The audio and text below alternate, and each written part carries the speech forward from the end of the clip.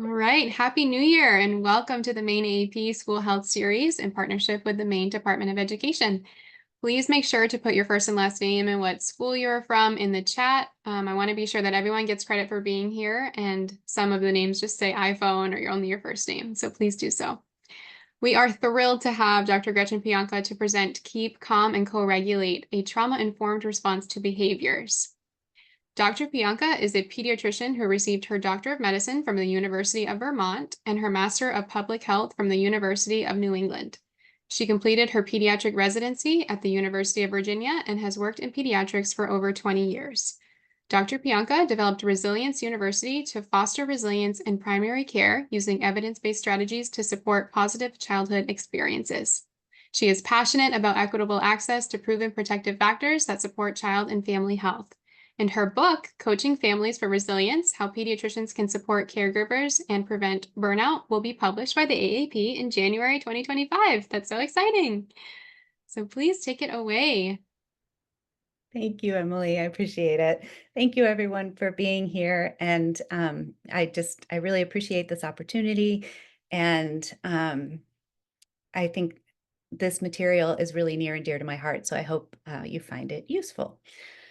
So we'll just get going. Oh, why is it not? Okay. So at the core of everything I'm going to talk about today is the need to take care of yourself first. So thinking about this, analogy that we always use, you have to put on your own oxygen mask first before you can help those around you. So just remembering that. And I just want to encourage you, thank you all for coming. I know you've probably had really busy days. So please take care of yourself. If you need to, get a snack, go to the bathroom, get some water, stand up, walk around, do whatever you need to do. I appreciate you coming, and taking care of yourself is very important. So if you're hungry, go get a snack. All right, and our learning objectives. So are to understand how trauma responses arise in relation to common behavioral problems, to explore strategies that we can use to respond to our own nervous systems to promote a co-regulation space for the children and families we work with, and to utilize a stepwise problem-solving approach to support a child's nervous system. None of the planners or speakers for this activity have any relevant financial relationships to disclose, but I did want to just mention this Resilience University logo that I have and that Emily mentioned. It's a university in name only. There's no brick and mortar anything. It just refers to my online resources with free courses and downloadable content. And all of the resources and strategies that I talk about today, you can find something on my website. You can print it out and use it. So why is a trauma-informed response to behaviors important? So I think this is really important because we often react to behaviors, and what we want to do is respond in a meaningful way. So behaviors are challenging because, let's take an example, like you're trying to get out of the house and your child is screaming and won't put on their pants, and you're going to be late, and so your child is behaving in a certain way, and it brings up feelings in you. So you're like, we can't be late. We have to get in the car. Why are you trying to ruin the day? You're ruining this outing, and you get frustrated and irritated and annoyed, and maybe you end up yelling at the child. So then you have a child who's dysregulated and you're dysregulated. And so that boat is totally sinking. So the idea is that if you can have a trauma-informed response, then you can stay calm and you can create this regulation space for the child to begin to learn what's going on with their body and help them learn how to calm their own nervous system. And when people are in this stressed space, this kind of fight or flight space that comes from trauma and overwhelming stress, they're really only able to access just a teeny tiny bit of their brain. So they can't learn, they really can't answer questions well, they can't collaborate, it's hard to problem solve. So we have to respond in a trauma-informed way to allow everyone to have equitable access to whatever it is they're coming to get. If you're at school, it's your education. If you're at the doctor's office, it's your medical care. So if we're not responding in a trauma-informed way, then it can make access inequitable.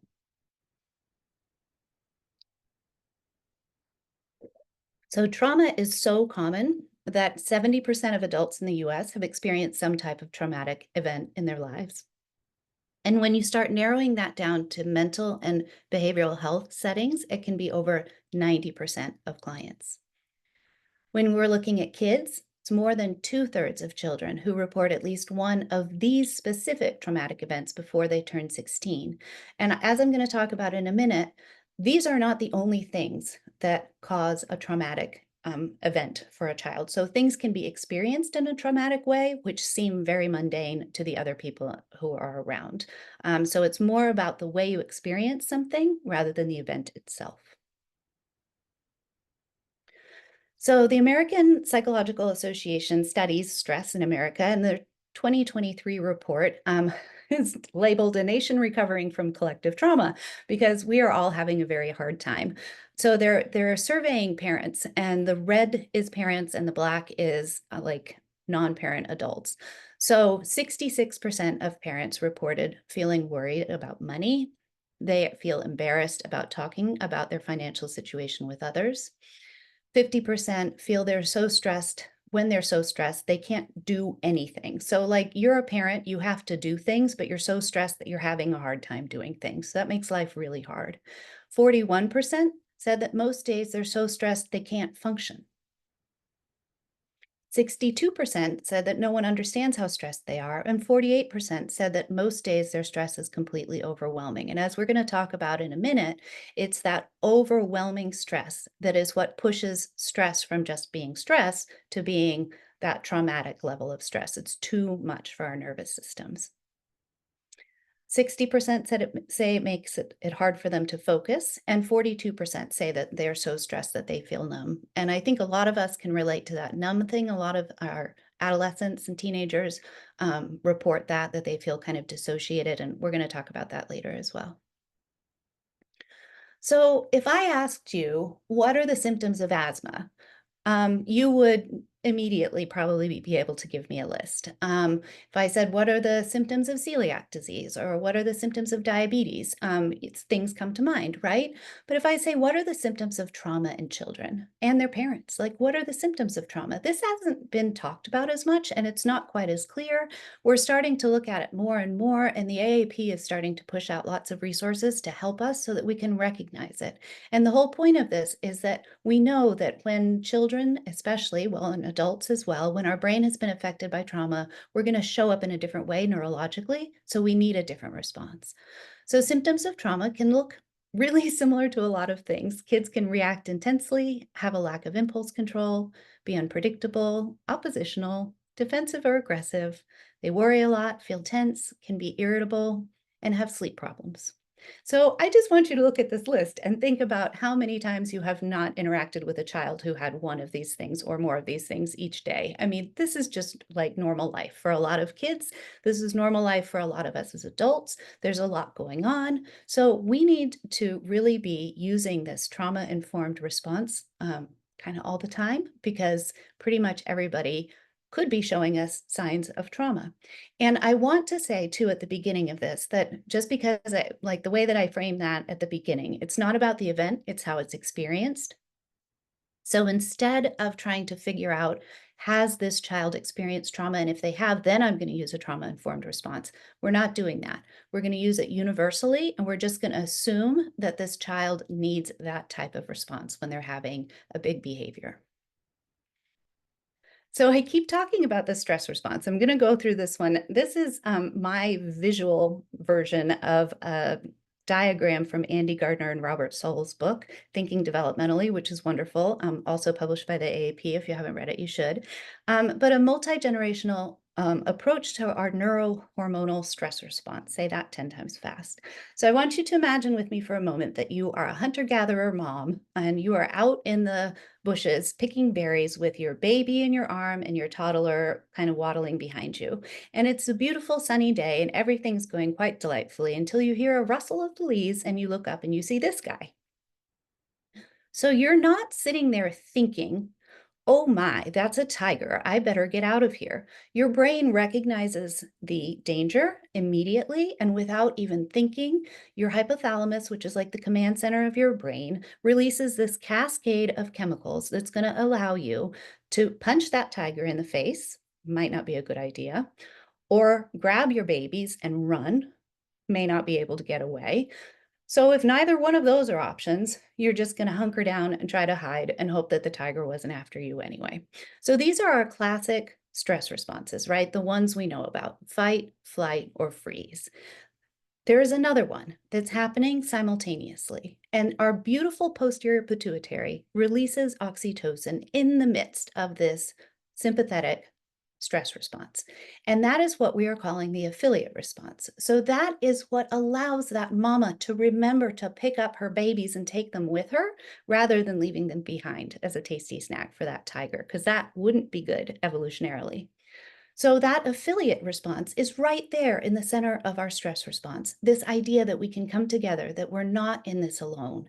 And I would like to, for the purpose of this talk, keep that affiliate response very pure and simple. So it's just that we're releasing oxytocin. You can read Psychology Today about fawning or flocking, and I don't want to go there. Just want to keep it really pure and just know that when you're having a stress response, anybody is having a stress response, they have an oxytocin release. And that's what we're going to try to do, is learn how to access that affiliate response to help families and children who are under stress. And I keep talking about stress, stress, stress. So not all stress is the same, right? We know that there's positive stress, which is maybe taking a test or getting ready for a dance recital, and your homeostasis recovers naturally. You don't really need to do anything about it. Then there's tolerable stress, where homeostasis recovers only if you have the buffering effects of caring adults, other people, other interventions. So maybe this is, you live on the coast and there's a giant hurricane and your house is damaged and you can't live there, but the local community comes to your aid and you can stay in a motel and people bring you food and somebody helps you get the kids to school, and it's okay, and you return to homeostasis because you got help. And then there's toxic stress. Toxic stress is prolonged activation of the stress response. And in children, this disrupts their brain architecture and leads to increased risks of disease. And this is the stress that we're trying to avoid. Toxic stress is stress that goes unbuffered. Nobody comes to help. Nobody gives you anything. Nobody supports you through it. There's nobody around. So you're stuck, you're stressed, and you're alone. So what we're doing with this presentation and this trauma-informed response is we're recognizing when people are having their neurohormonal stress response, and then we're trying to respond with healthy coping skills, resources, support, whatever it is, so that we can hope to buffer that toxic or potentially toxic stress so that it's experienced as tolerable stress. Heather Forkey is another one of the people with the AAP who is working on this, and one of her famous quotes that I love is, "We need to stop summing the suffering and start buffering and start building the buffering. Stop summing the suffering and start building the buffering." So that's what we're doing here, is trying to start building the buffering. And in order to share this with families, I have this really simple, easy strategy that I use. This was inspired by Dan Siegel's flipping your lid analogy, but I use something I call it the fire truck brain. And it's just really easy and fun to teach to kids and families. Young kids get it.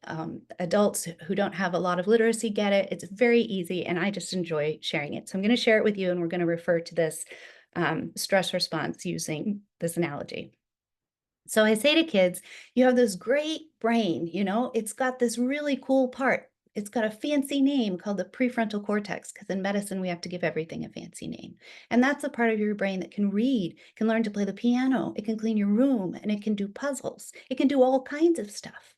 But then we also have this other part of our brain. It's like tiny little fire truck, like parked in the bottom of our brain. And he's there to try to sense danger. And when he senses danger, he's going to help us. So that's good, right? But the problem is that when the danger shows up, that good prefrontal cortex kind of goes offline. We can't answer mom's questions or clean our room or finish our homework. And that fire truck is taken over, and he shows up, sirens blaring, hoses ready, lights flashing. Where's the fire? Where's the fire? Where's the fire? Where's the fire? And that's all he wants to do. He's just looking for the fire. And the only way to get him to calm down and go back in his garage is to use your body to tell your brain that actually I checked and there are no fires, there's no saber-toothed tiger, and there are no monsters under the bed. So that's how I explain it when I'm talking to kids and to parents. And And I just want to use that analogy, and we're going to call this young man here Joey. And when we're talking about how stress can feel toxic, like I said, it can just be a mundane thing. So let's say that Joey has been learning to tie his shoes, and for the last 2 weeks, he and his mom have decided that putting on his shoes and tying them is going to be part of his morning routine. So he's been working on this, and it has not been going very well. And mom and Joey have to leave the house at the same time for mom to get to work. And Joey's been struggling. And so some days he just wears different shoes, but this day he has to wear these shoes because he has gym. And so he's trying to get his shoes on. And mom is feeling rushed and it's late. And so mom is getting frustrated because this has been happening day after day. And so she says, "Put your shoes on. We need to get in the car." And he's like, "I'm trying." "Get your shoes on. We need to get in the car." And mom's getting more and more frustrated. "I'm going to be late for work. Why aren't you shoes on yet? What's wrong with you? What's taking so long?" Her voice gets louder, louder, louder. Finally, she's yelling at him and she says, "If you don't get in the car right now, I'm going to lose my blankety blank job."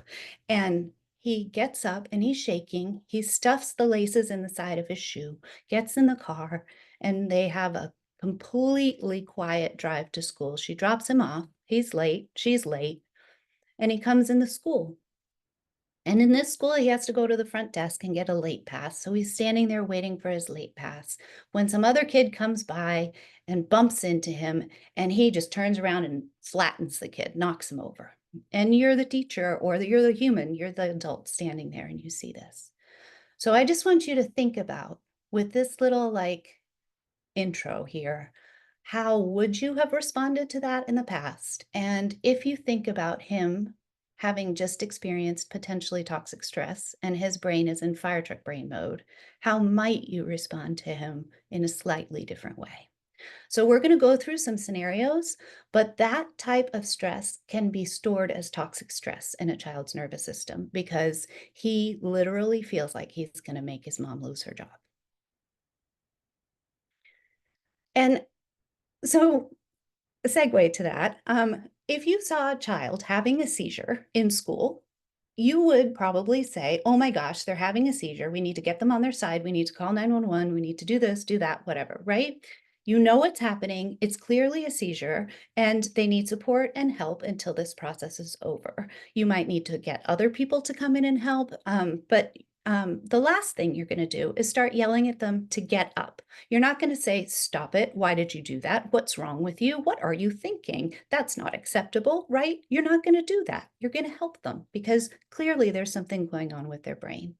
But what about this kid?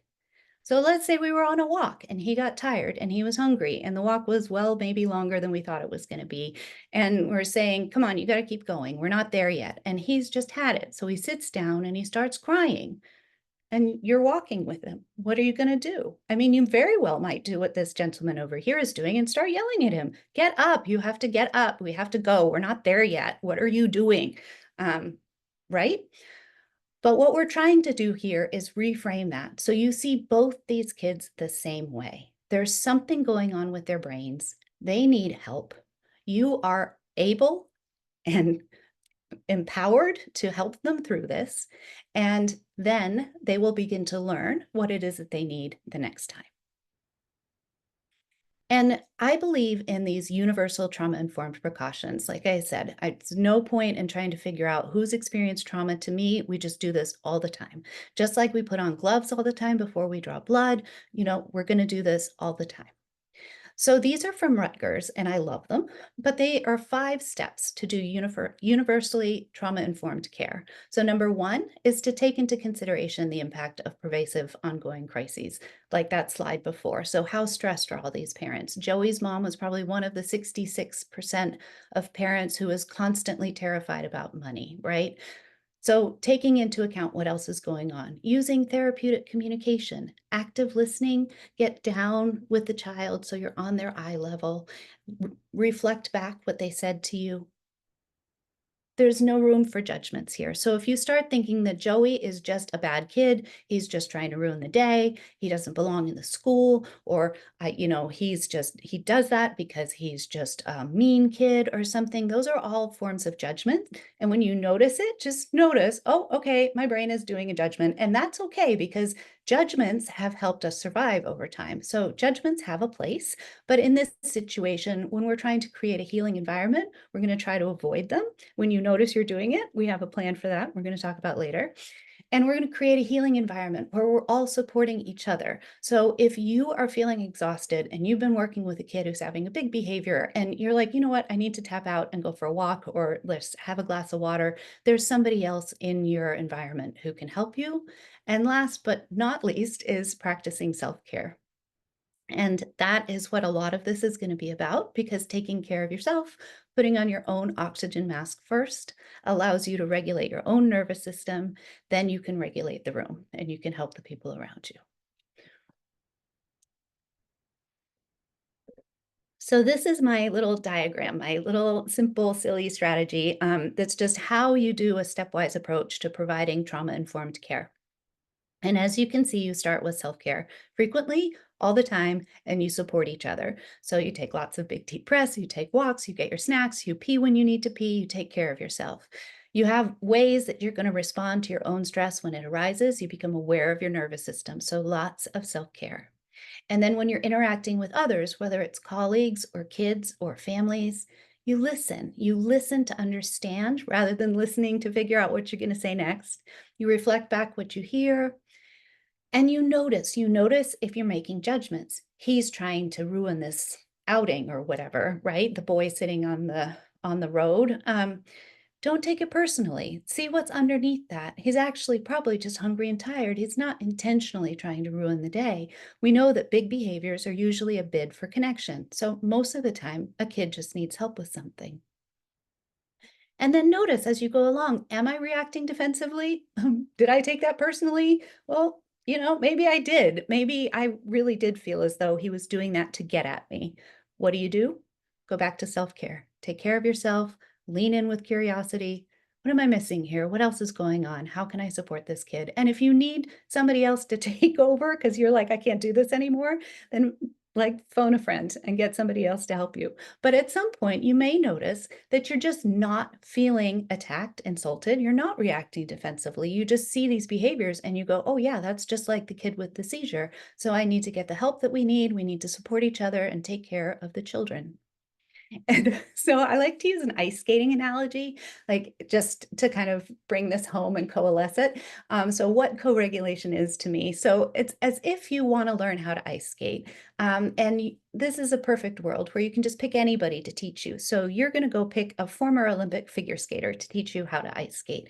And that skater is so good that no matter what happens with you out on the ice, they can keep you steady. You start to wobble, they've got you, they can teach you things, they can show you things, and then they know how to help you if something went wonky. And you don't fall down because they've got your back. They're holding on to you. Versus if you go ice skating with me, I am a very bad ice skater and we will be falling on our butts all the time. And when you start to wobble, I will wobble more. We will fall over. We will hurt each other. So to me, the ice skating with Gretchen is the mutual dysregulation. And the other one is what we're aiming for, which is a co-regulation space, which is where my calm, my steadiness is going to hold this space for whoever needs it.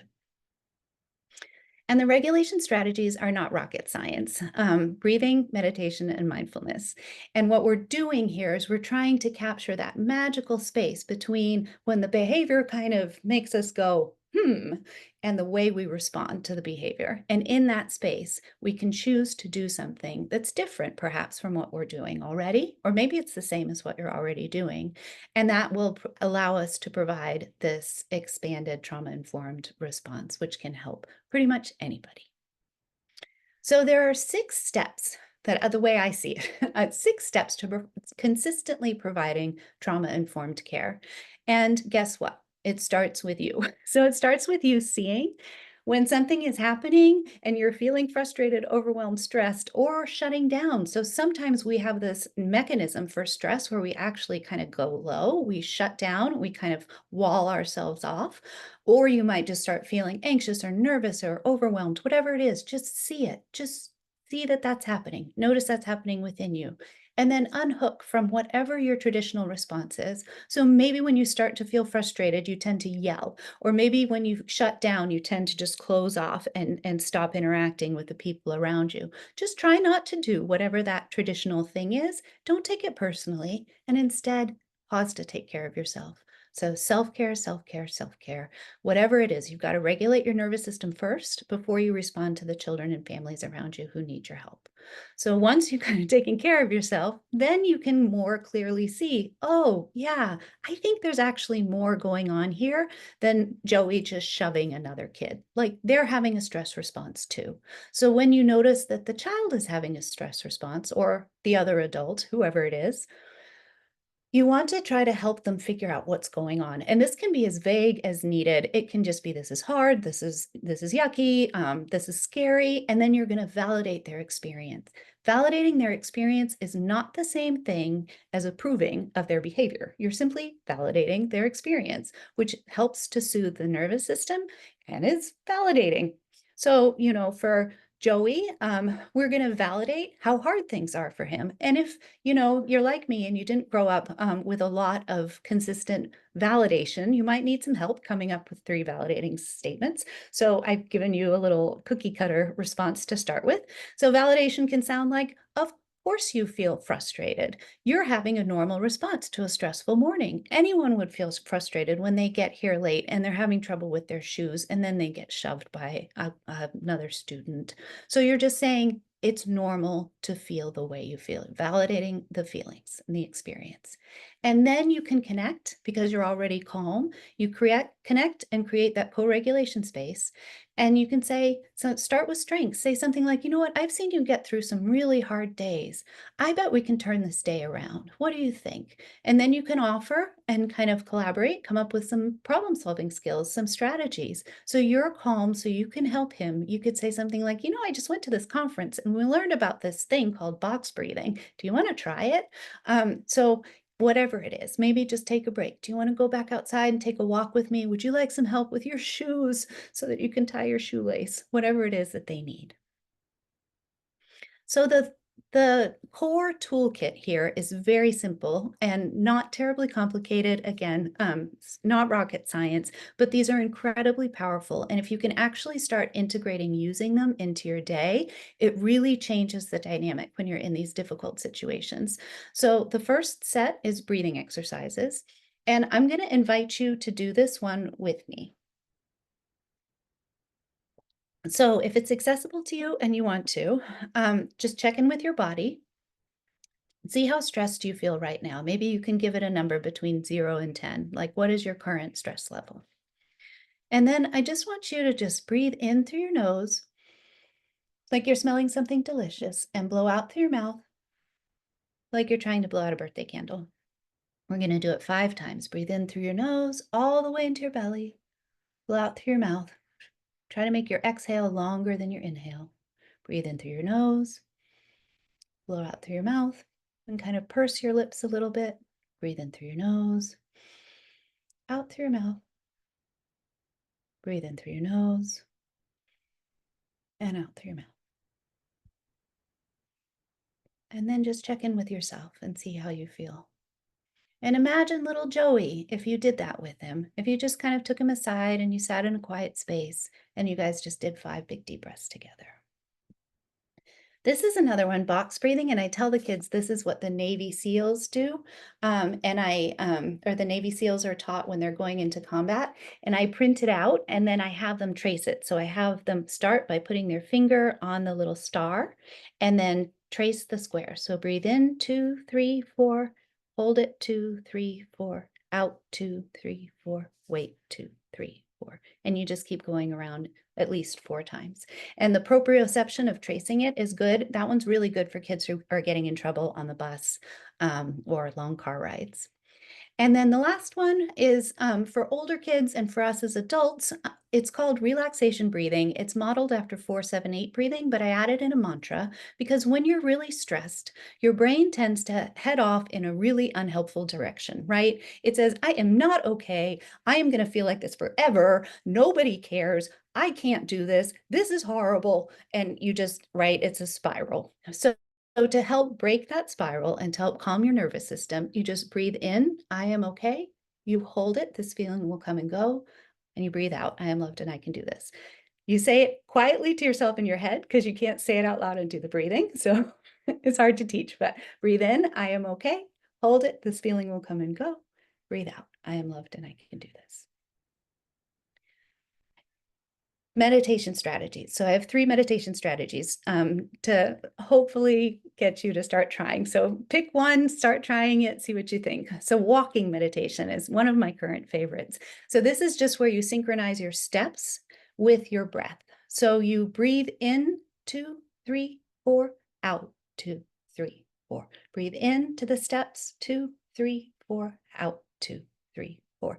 If you're in a rush, your pace may be faster. So you breathe into, out to. And if you're very relaxed and out on a relaxing walk with your dog, you may notice your exhalation is longer. So you breathe in, 2, 3, 4, out, 2, 3, 4, 5, 6, something like that. So that's okay. But what you're doing is you're just synchronizing your breath with your steps. This is really helpful if you're, say, downstairs and your kids are playing upstairs and you think everything's going fine and you're cooking dinner and suddenly you hear a big thud and then a wah, and you are like, oh my God. And so you go running up the stairs, right? So if you run up the stairs without doing any sort of self-care, you're going to get there and you go, what are you guys doing? I thought I told you not to do that, right? But instead, if you try this, you're going to breathe while you go up there and you're going to arrive more likely to provide a co-regulation space and say, oh my, what has happened here? What do we need to do next? So it's really good. Loving kindness meditation is actually much more complicated than this, but I have completely oversimplified it for easy access so that we can use it. And this one is really good. Like, say you had to go to work and your child is sick, and maybe your regular babysitter wasn't available. And so you're at work, and all you're doing is worrying about your child. And 90% of your brain energy is going to the kid, and 10% is at work. And you're like, this is just too hard. I can't do this. So try this. So you start with yourself at the center, and then you go out in concentric circles with your loved ones. You can go out to people you don't even know, people you don't like. You can go out as far as you want. But if you're feeling really anxious, it helps to start just with you and maybe just the one person that you're worrying about. So you just say to yourself, and you say this quietly, may I be safe, may I be healthy, may I be happy, may I live with ease. May my son be safe, may my son be happy, may my son be healthy. May my son live with ease. Oops, I mixed those up. And you just keep going around and around. Go back to yourself. May I be safe, healthy, happy, live with ease. May he be safe, healthy, happy, live with ease. And this is good for teenagers too. You can kind of shift it. But if you have a teenager who's really worried about a friend, maybe a friend who's suicidal or a friend who isn't responding to text messages or something, you can teach them this as well. And then last but not least for the meditation things is glitter jar. I love glitter jars. So I make them out of a plastic Voss still water bottle because you can fling it and it doesn't break, and you can super glue the lid shut. And I ask the kids what their favorite color is, and then we pick 2 tubes of glitter glue that I get from Amazon and a couple packets of glitter, and we make one of these. And they shake it up, and then I have them either hold it in front of them or set it on a counter. And you just do the same 5 big deep breaths breathing. Breathe in through your nose, all the way into your belly and out through your mouth until the glitter is settled in through your nose and out through your mouth. And just keep going in through your nose and out through your mouth while you're watching the glitter settle. And this is helpful partly because it's a visual prompt too. I keep one of these on my desk, unless I've given it away to a kid. And I make them all the time with kids. And the parents can show really young kids how to do that. They'll just do it with their mirror neurons. They're just watching other people do it.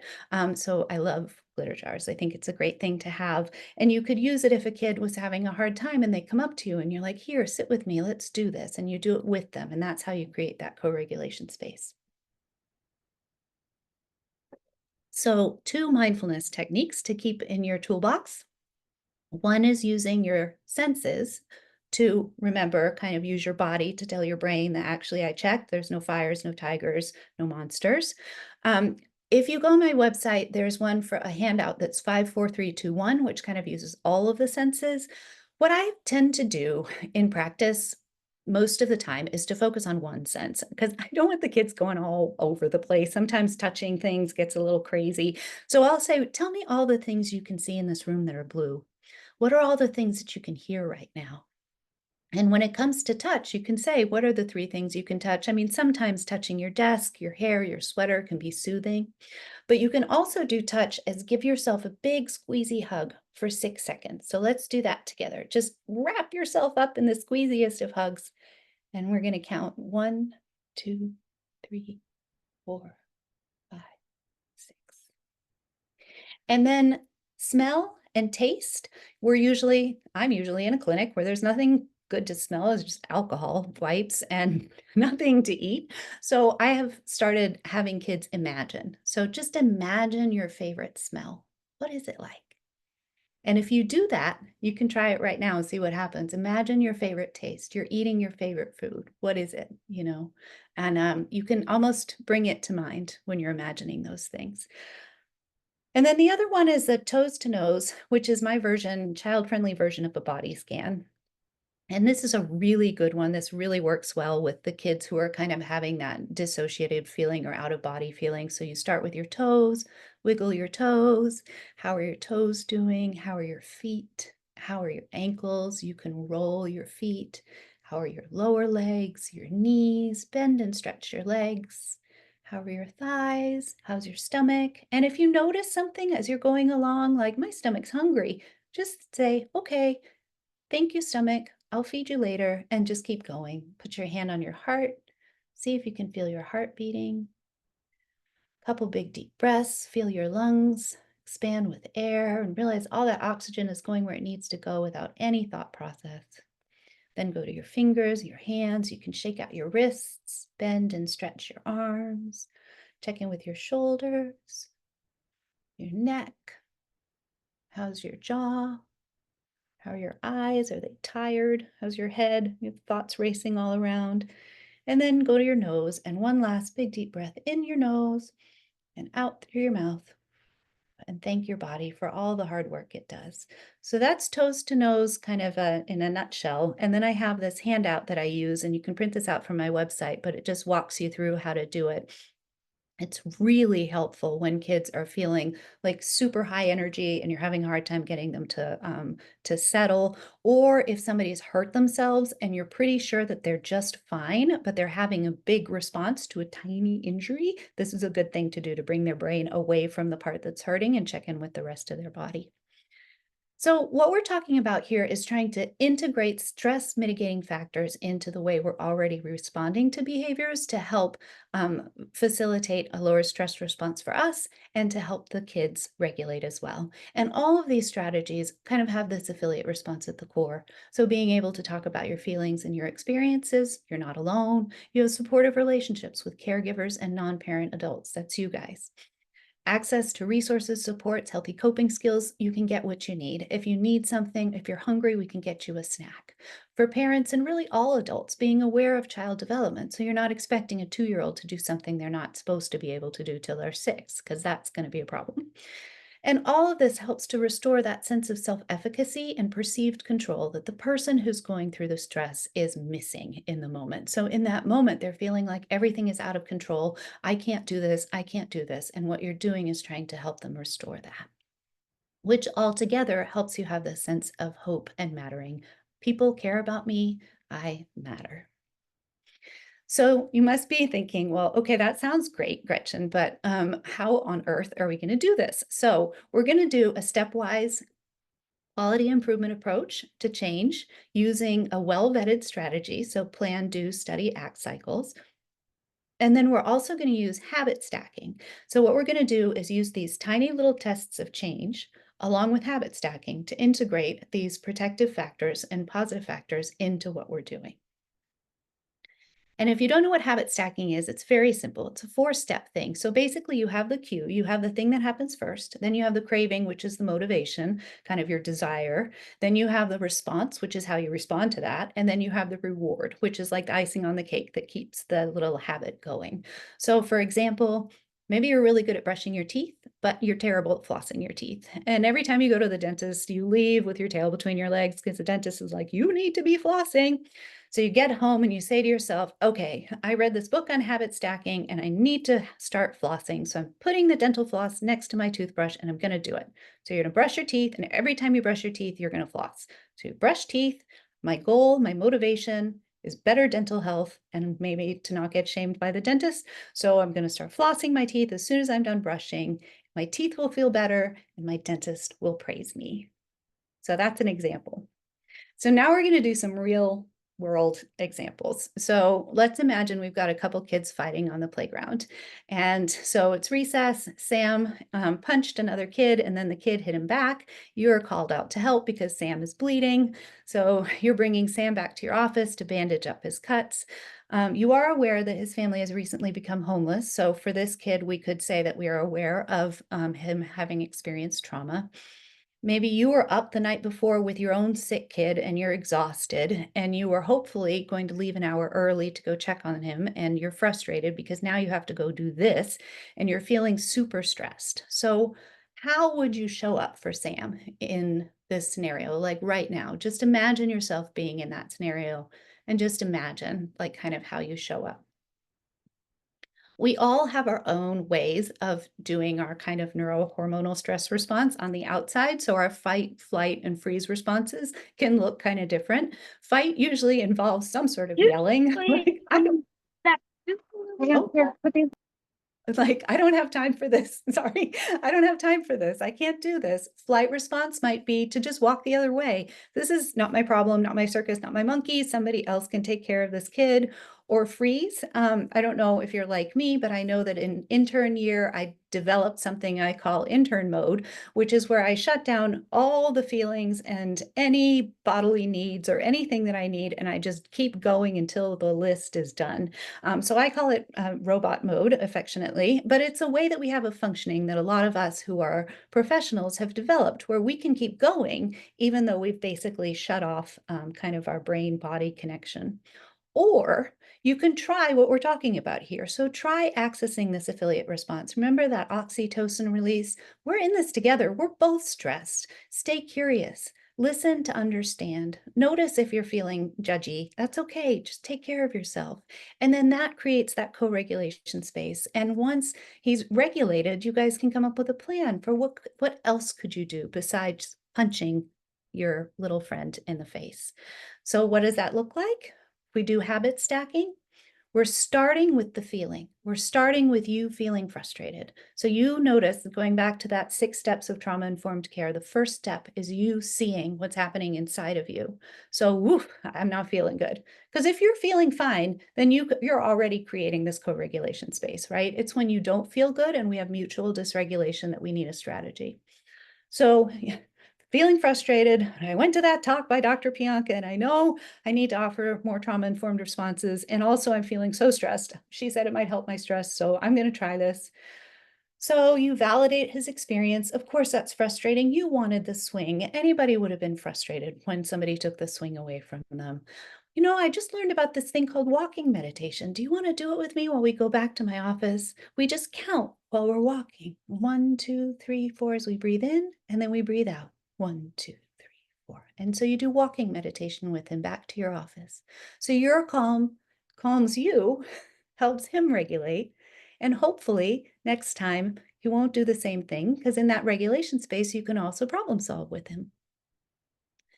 Physical aggression. Let's say it's nice and sunny outside, which I wish it was because it's almost dark, and you're helping with a fun, warm weather activity. Maybe you're blowing bubbles or something. And this little munchkin, Aaron, wants to be first, but is so excited to do this that he starts pushing everybody out of the way to get to the front of the line. And he's told that he has to go to the back and wait because he's being disruptive. And by the time it's his turn, he is so angry that he comes up to you and wallops you in the leg. And you're feeling overwhelmed. This wasn't supposed to be a day you were working. You had to come in to help, and you're feeling physically hurt because your leg hurts. You're frustrated and you're angry. You're like, what the heck? You just hit me. So how would you respond right now in that situation? Just imagine it. And then we're going to go through kind of what your stress response. And again, I'm just kind of, your stress response is your stress response, whatever it is, it's fine. But these are some options. So maybe you have a fight response, which sounds like, stop it. What is wrong with you? Right? That's kind of the angry, big energy. Maybe you have a flight response. I'm getting out of here. Send him to the principal's office so you can go home. Maybe you have a freeze response. Just pretend it didn't happen. Act like, oh, nobody hit me. I don't want to deal with that. Or shut down, go into robot mode, whatever that is. Or remember, you can try this one, the affiliate response. So what does that look like? If we habit stack this one, we could say that we're starting with that feeling of feeling frustrated and hurt. We know we want to try to provide a trauma-informed response, and we're tired of feeling stressed all the time. So we're going to get down to his eye level and we're going to validate how frustrating it was to have to wait. And then we're going to model 5 big deep breaths, and we're not going to take it personally. He's angry, he's hitting. His big behavior is a bid for connection. And then our calm co-regulation space allows us to see his stress response and see that he's in fight or flight mode. And by validating and breathing, we can talk to him once he's calm. Never try to reason with a dysregulated kid, but once he's calm, he'll be able to see maybe, yeah, I could have just said, I'm feeling frustrated, or maybe I could have not been pushing to the front of the line in the first place. So you can help him problem solve so that he can work on some different strategy the next time he's feeling super excited or frustrated, which were his 2 big triggers here. And then our last one is an anxious teen. So let's say you have a student who is super anxious and she's been coming to you for a while with panic attacks. And today she comes to you saying she's feeling like she's not even in her body. She's dissociated, she can't feel her fingers, and she's hyperventilating. And you're feeling like there's not much you can do. She's been coming to see you all the time, and you've already told her everything you can think of to do for the anxiety, and you're just feeling overwhelmed. And you're aware that she is new to Maine and that on the way to Maine, she experienced trauma, and you want to help her, but you just are like, I don't think I'm the right person. I don't know what else to do. I've told her all the things. I tried to teach her breathing. I tried to have her journal. I just don't know what else to do. So you're feeling overwhelmed, stressed, and helpless. So how do you show up for her right now? Like, what might that look like? And then if we think about what your fight, flight, or freeze responses might look like, fight response might be something like, oh, calm down. There's nothing to be worried about. You're fine. Everything's fine. Flight response, this isn't my problem. Maybe you should go home, go talk to your mother. You want to go to the counselor, like send her away. But she came to you, right? Freeze response, robot mode. What might that look like here? Like just kind of listening. Yeah. Oh, I don't know. Okay. I don't know. Or you can do the affiliate response. So for her, starts with you noticing that you're feeling helpless and overwhelmed. Again, it starts inside of you, and that you want to help. You really want to respond in a way that acknowledges the trauma. And even if she didn't have that trauma history, that acknowledges that in this moment, she is literally in fight or flight, and you want to lower your own stress. So you validate, oh, of course you're anxious. This has been a tough day and you've been struggling with anxiety. It's totally normal that you're feeling anxious. You know, I just learned this new strategy. Do you want to try it with me? It's a way to bring your body kind of, or bring your mind kind of back into your body and ground yourself using your body. So you do toes to nose with her. You have her start with her toes and work up her body, and you do it right along with her. And your calm creates that co-regulation space. And then you can give her a handout and you can teach her how to do it. And next time she feels anxious, she can do it on her own. So this consistent trauma-informed response is really just this little, it's very simple. It's just taking care of yourself, listening to understand, noticing when judgments arise, which are totally normal. They probably mean you just need some either external support or more self-care, depending on what's going on. And I would love for you to try this. So if you're up for it, please try some little tiny itty bitty PDSA cycles to see if this helps you. So I want, and when I say tiny, I mean really tiny, like come up with a plan, like say to yourself, okay, I'm going to notice just when I feel overwhelmed or stressed, and I'm going to take care of my nervous system. That's the plan. That's it. And then you're going to do it for a very short period of time. You're going to maybe try sensory grounding each time you notice stress for 1 day. And then you're going to study it. Did it help? Did I feel less stressed? Was I more able to show up for the students? And then you act. Yeah, I think I felt less stressed. Not sure I showed up for other people, in any different way, but I felt less stressed, so I'm going to keep it. Or no, I wasn't able to do that. I couldn't even remember to do that.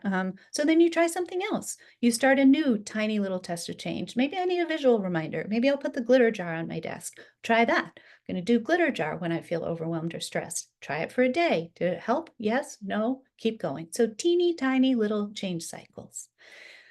Don't be surprised if you come up against some of the common barriers to making changes, which include the fact that your brain may be overwhelmingly stressed and you may be in one of these mutually dysregulated situations, and it may be hard for you to see it. So once you see it, remember that's the seeing it is the first step to providing the trauma-informed care. Once you see that everybody's dysregulated in the room, you can remember to take care of yourself. That means you have to not be taking it personally, because once we take it personally, it's very hard to get out of that loop. You may feel stuck or disempowered, like I can't do this, or this is how it's always going to be. Sometimes we're not comfortable with change. We're creatures of habit. We're used to doing the same thing all the time, every day, and that's okay. And sometimes we're also not confident that this specific change would even help. So why should I do this?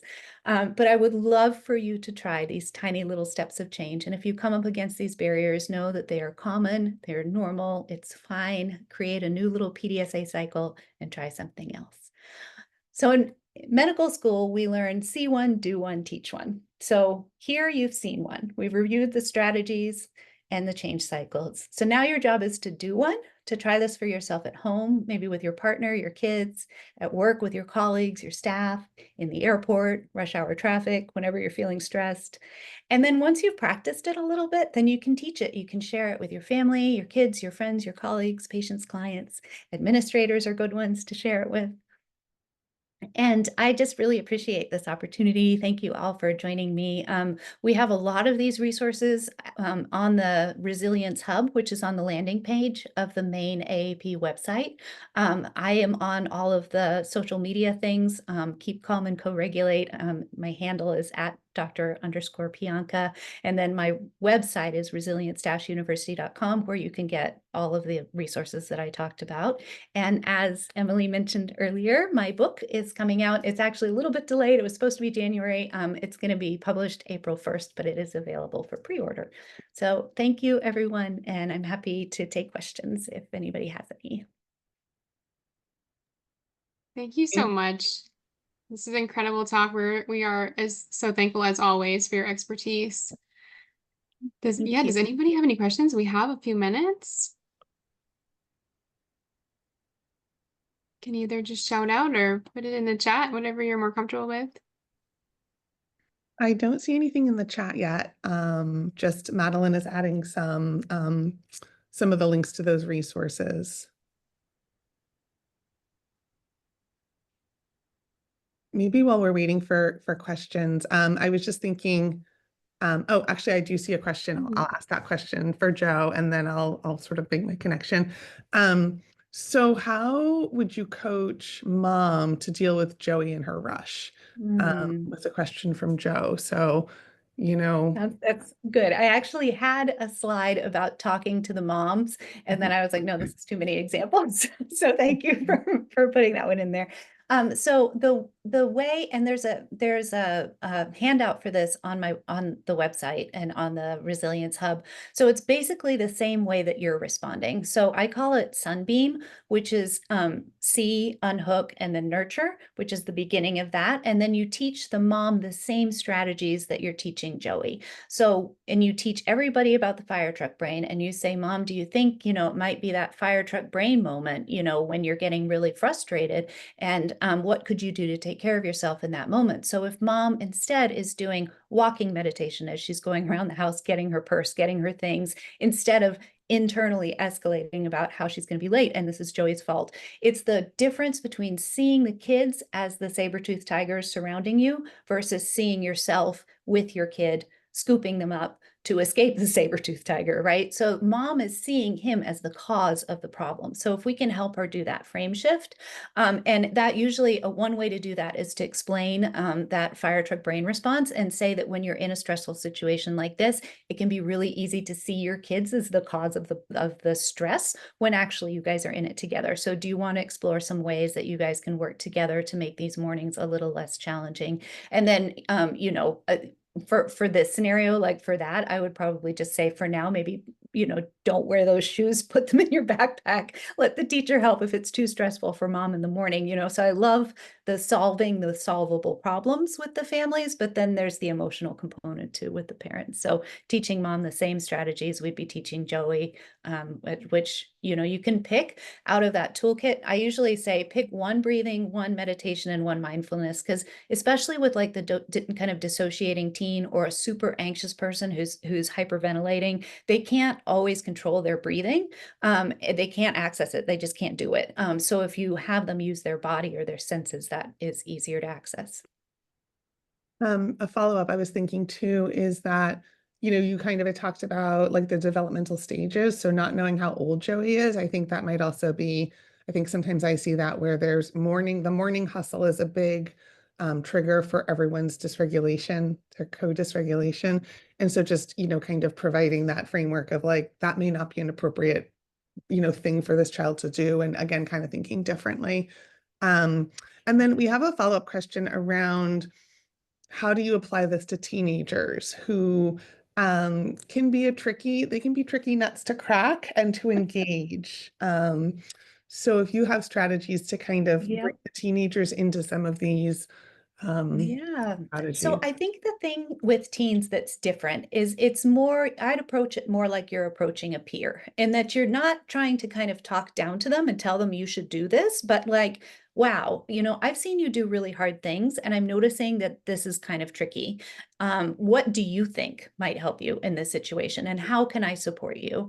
And if they're just like, I don't know, get out of my face, I don't want anything to do with you, then they're still dysregulated. So your job is to still remain regulated. And I think that's one of the challenging things with teenagers, is because their language is so highly developed that they can hit buttons and they can really trigger their parents very quickly. So they can say, you don't know anything. You don't know what it's like to be me. Stop trying to help me, blah, blah, blah. And then the parent shuts down and is like, fine. And so then the parent has a freeze stress response, and the child's in fight, parents in freeze. And then they go into this like, horn locked, like not talking thing or something. So staying engaged with the teens is the number one thing. So not shutting down and recognizing your own nervous system. Like so many times the parents will be taking the way that teen is behaving personally. So not taking it personally. This is not a personal affront. They are going through something hard, and acknowledging, like, I mean, what teens are going through now is not what we went through when we were teens. So that is so incredibly true, and validating their experience, and then saying, so it's the same thing, validate, validate, validate. And then, is there something we can do to help support you? I'm right here loving you through this. And I may not have all the answers, but I'm right here if you need me or if I could help you in any way. And I love you to pieces, and nothing you do is ever going to make me stop loving you. That kind of approach, versus the, if you don't do what I say, I'm going to take the door off your room. And that kind of shock and awe campaign to try to get them to stop behaving a certain way just reinforces that trauma loop. So. Great. All right. Well, we are at just about 4:30. So I think in the interest of time, we'll wrap up. But as always, if you have a question that wasn't answered, please just email me and we'll get it answered. Gretchen is a great resource, so please just let us know. If you don't receive an email from me with the link for the survey for this by tomorrow, so please send me a note and I will make sure you get it so you can get credit. I will also send out the slides and the recording and the link to the Resilience Hub with that email, so you have all of that information. So please join us next month on February 4th for Emotional Dysregulation in the School Setting by Dr. Casey Moss. So thank you, Gretchen, again, and thank you all for being here. Have a wonderful rest of your week. Goodbye, everybody.